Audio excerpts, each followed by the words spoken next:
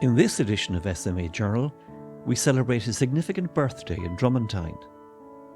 Here are the saints' days that occur in the February calendar, and remembering Father Michael McGrath SMA, who produced over 20 books in many languages in the education of catechists. 2026 is the centenary year in Drummond, but it is also time for another celebration, for the 90th birthday of Father Deeney and the launch of his latest book. Father Eddie has written about many extraordinary moments in his long missionary life, but two major events took place within 3 weeks of each other. While on holiday from South Africa in July 1998, he was driving up the quayside in Dublin when a movement caught his eye. And as I was driving along, this man ran straight in front of me. Now, another second and I would have knocked him down. He was running, and I saw him jumping. And I said to myself, is there a boat there? Is it, and then eventually I saw a head appearing out in the river. Then I began to try to stop the traffic. And eventually a lady in a wee mini car stopped. She said, look, there's a man in it. I was trying to scratch in my head, what do I do now? And somebody spotted a life belt, and that went up my mind. I stripped down just to my briefs, and the tide was out. The tide was very low, but I went down on a kind of a... But when I surfaced, he had gone down, and I couldn't see him. But the crowd up on the street, they began to direct me. And by the time I got over, he was under the water, so I got him up and got his head into the life, and I pulled the life belt, or pulled him. There were steps further on down the river, and so I got down there. And so the people were down there, and they helped both of us up, and fair enough, the police and the ambulance were there just when we arrived. So the two of us were taken to St. Vincent's, and we were just going into the hospital when I heard one of the paramedics say, I'm beginning to get a heartbeat, So both of us were taken in, and we were examined, and we were very well treated. And but I didn't get a shower, maybe I should have gone out. But anyway, I was glad for what they did. And but before they left, they told me that he would survive. That was on the 28th of July. The next event happened on the 15th of August. Father Eddie had agreed to say the evening mass in Rathmullen, Donegal, but on his journey from Drummond, he decided to stop in Omagh. So anyway, I headed off, and I pulled into the car park at 2 minutes past 3. I had a little ticket, and I went to, there was sort of the street here, but there's an avenue or a little laneway you could walk into the main street. And when I walked, there were two policemen then, sorry sir, there's a bomb up the street. Very casual, and they had cleared all the people working in shops down towards the bottom, away from where the bomb was, that's where the bomb was. And then when the bomb went off, and the place where we were, we presumed it was up at the courthouse. And we dandered out just to see what bricks and mortar would be on the streets. And then we suddenly realized that the bomb was just, there were people lying everywhere.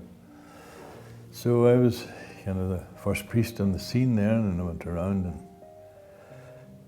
gave them absolution, and I was doing my best, And in one way, it was fortunate because the police were actually there as well. You know, they were, some of them were affected by it as well.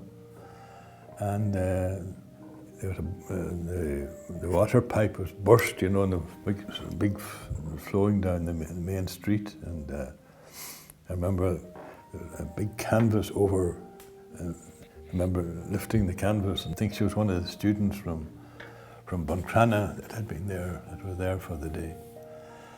So we did all we could, and then I was very fortunate. A friend of mine, Father Gillespie, who was from Omagh, who was home on holidays and living not far away, he arrived. So the two of us then made our way over to the hospital, and it really was it was like a war scene.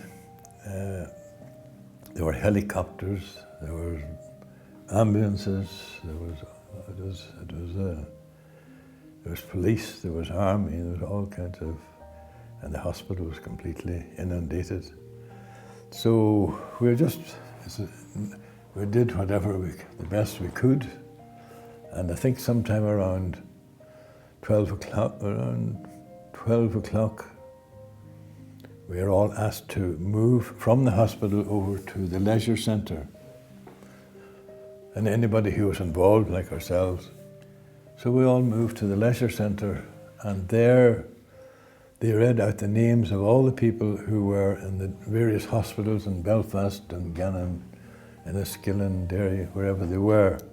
But that left another 30 that were not accounted for. But there were so many sad occasions there, really. I remember pulling into a site on my way home. That was 2 days later, and there was a field of corn beside me, just ripe, ready for. And thinking, like, could any good come out of this? Is it any possible? Is there any?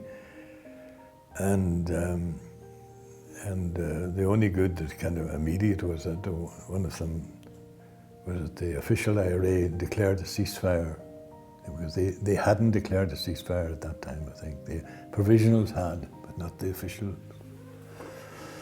So it took me quite a while to sort of, you know, because every day it was, yeah. There have been many challenging times of great sorrow and times of much joy throughout Father Eddie's long life.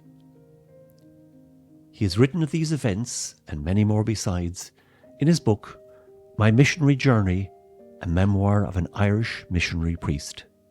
This book, in addition to his latest book, The Bits and Pieces of Every Day, are available from the SMA House, Drummond, and the proceeds of this go to the Tanga Project, supporting people with albinism in Tanzania.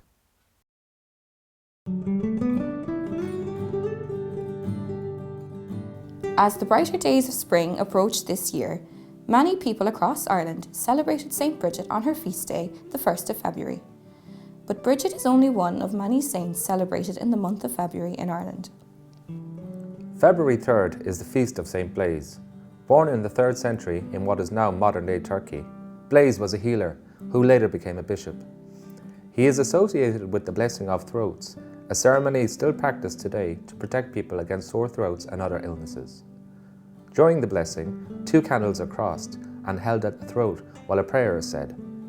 Blaise's reputation for healing throats is due to a story of him saving a child who was choking on a fishbone. The feast of St. Gobnet falls on February 11th. Gobnet is a particularly important saint in Ballyvorney, County Cork, where her shrine and holy well remains a place of devotion. Believed to have lived in the 5th or 6th century, Gobnet is a patron saint of bees and beekeeping.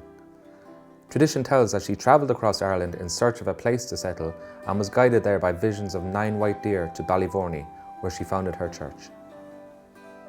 Known as a day of love and romance, the Feast of St. Valentine falls on February 14th. Little is known about the saint, but he is believed to have lived in 3rd century Italy. His association with love comes from stories that he secretly married couples forbidden to wed under Roman law. A farewell letter he wrote before his execution, signed "From your Valentine," is believed to be the reason we send Valentine's cards. Ireland holds a special connection to St. Valentine because his relics are in Whitefriars Street Church in Dublin. Couples from around the world visit the relics every year to have their relationship blessed by the saint. St. Bridget is one of Ireland's patron saints and a powerful figure in Irish history. Born in the 5th century, she was an abbess who founded a major monastery in Kildare. Her most recognisable symbol is Bridget's cross, which is woven from rushes or straw and hung in homes for protection.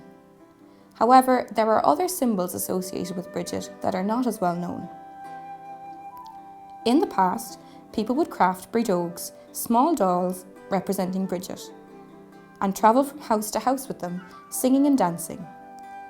Known as the Biddy Boys, this celebration still takes place today in Kilgubnet, County Kerry.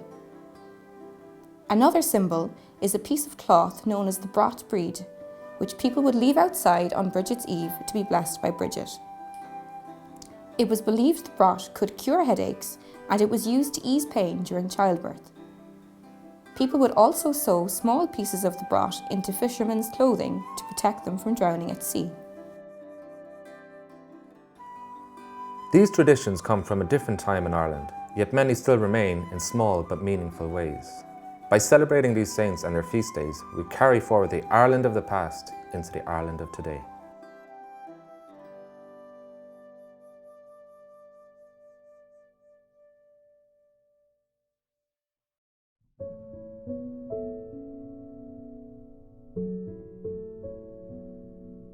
Since our last edition of SMA Journal, the announcement was made of the passing of Father Michael McGrath SMA. A native of Abbeyshrew, County Longford, he had a rich missionary life, mainly spent in Nigeria, in education and catechetics. In a recording made in 2021, Father Michael reflected on his life and his 61 years as a missionary priest. I look back on my life in a great sense of wonder and thanksgiving to God, and a sense of achievement, yes, to do what you did with what you are and what you have, and by the grace of God, that everything worked so well. I was fortunate in that from the beginning I was on the one track, and I was allowed to continue on that track by my superiors in the SMA. I was encouraged to develop and to learn more, and all the years I was working, I was basically involved in catechetics, and to me it's a crucial area. We need more and more, I think now, to concentrate more on the message and how we deliver the message and how we influence people, and to me it's crucial. Yesh Love Day, Goreva Anam Deelish.